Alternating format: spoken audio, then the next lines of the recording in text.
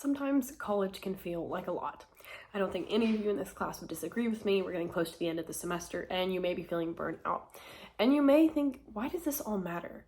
It just feels like assignment after assignment. What is this even getting me?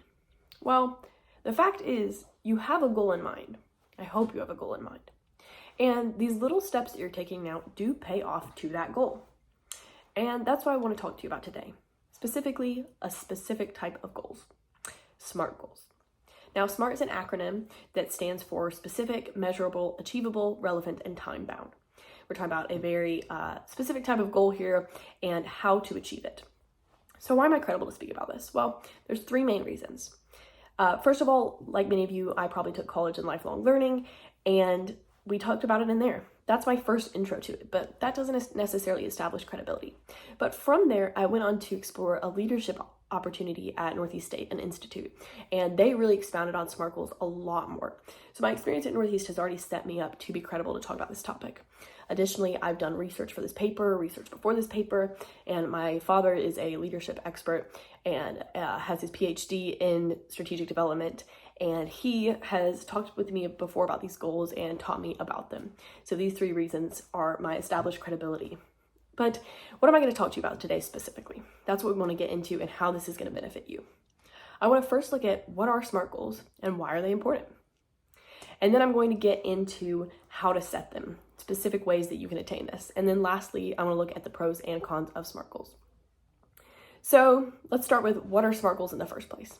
I've told you what the letters stand for, but let's go through each of them and look at them a little bit deeper. Specific. This is saying your goal needs to be, as the letter says, specific. Let me give an example to get this in your mind.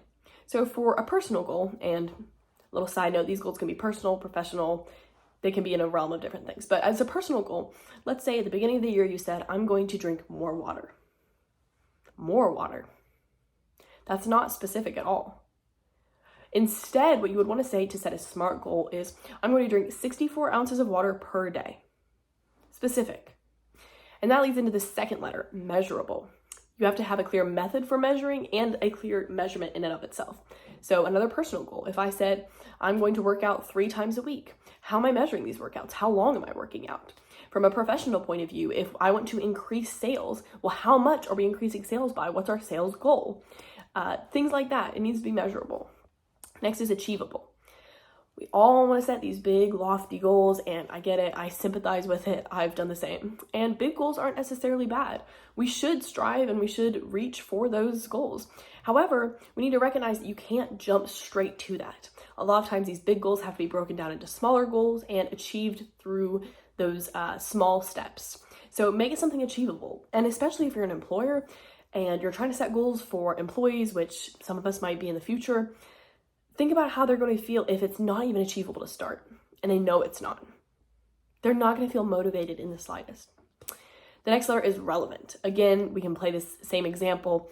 It needs to be something relevant to you or your company. So the boss with the employees, if it's not actually relevant to the company's mission or their missions, it's not going to fit with them. It's not going to get them motivated. And in your personal life, I think everyone should have a personal vision statement of what they are striving for and what they're trying to do with their life.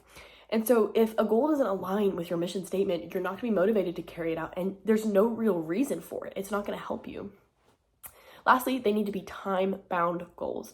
This is super important because if we're just floating around with this abstract idea of someday I'll do this, no, it's got to be a clear goal. So for example, I have a SMART goal of graduating college, and that graduation is it's narrowed down as I've gone 2 years. So I have 2 years left of that goal. It originally started as 4 years and now it's down to 2.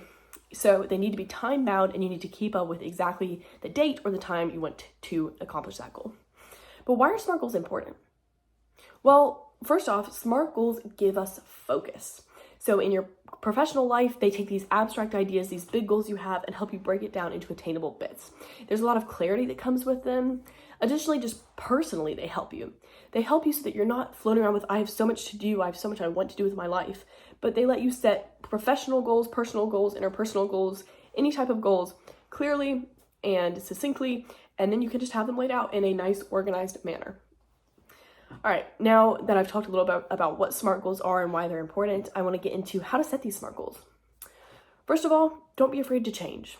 That's the first thing I want to say. A lot of times you set these SMART goals and you're like, this does not align anymore. This doesn't work.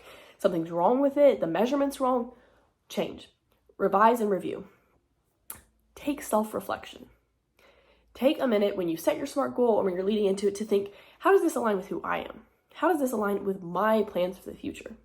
You probably already have goals in your mind, but I would suggest taking it through this process. Are they specific? Are they measurable? Are they achievable? Are they relevant? And are they time-bound? And really look at if it's accomplishing what you want it to. This is from Peter Bukla, who also said, plan almost constantly. Constantly be planning, how am I going to accomplish this? How am I going to get this done? What do I want to get done? Why do I want to get it done? Plan how you're going to accomplish it.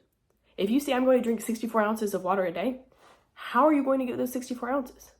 When are you going to drink it? Plan constantly. And hold yourself accountable. Have someone to hold you accountable, who makes sure that you're on track to accomplish these goals. This takes discipline. This takes a humility, but it's really important. So now that we've looked a little bit about how to set them, I want to talk about the pros and cons of SMART goal. And yeah, there are some cons, but I think the majority of the things I'm about to list are benefits, and you just have to be aware of the cons to help you navigate it. So some benefits, and I've already listed this: focus, clarity, control of your life. So you're taking these goals that you have in your mind, you're saying, yes, I'm going to accomplish that, and here's exactly how I'm going to do it. Additionally, stress relief. Again, you're not having to juggle these personal and professional issues all at once, not quite the same way you've done it before. You get to lay them out clearly, see which ones are happening when and where and how. Super important. Additionally, there's accountability and attainability there. You have these goals, and it gives a huge opportunity for you to be disciplined and to actually get done what you want to get done. But I know you're waiting for the negatives as well, so let's talk about them. Some people say that they don't account for all goals. And I think this is fair because not every goal can be time bound. It just can't. Things that you might want to happen in your life, like I want to get married, that's hard to put in a time bound sense. Even professionally, there are things that we don't know how long they're going to take. They can be too rigid, some people say. They can put people in a very narrow mindset. They can narrow focus so much that all of a sudden there's these things happening on the outside that you're not paying attention to, that are important opportunities. So my encouragement would be, don't let yourself be defined by your SMART goals. Yes, they are important, but don't let them become so rigid that you never allow yourself to change and grow. The beauty of SMART goals is that they can adapt if needed, and they can change. As I mentioned in my second point, revise and review constantly. So lastly, to wrap up, I want to review my main points. I talked to you about what SMART goals are and how to set them. And I talked about, lastly, some benefits and cons. So I would encourage all of you to go home. You probably already have goals in your mind, whether it be professional, academic goals, family goals, personal goals, whatever you have. Take that goal, break it down into those letters, and see how many benefits you incur afterwards.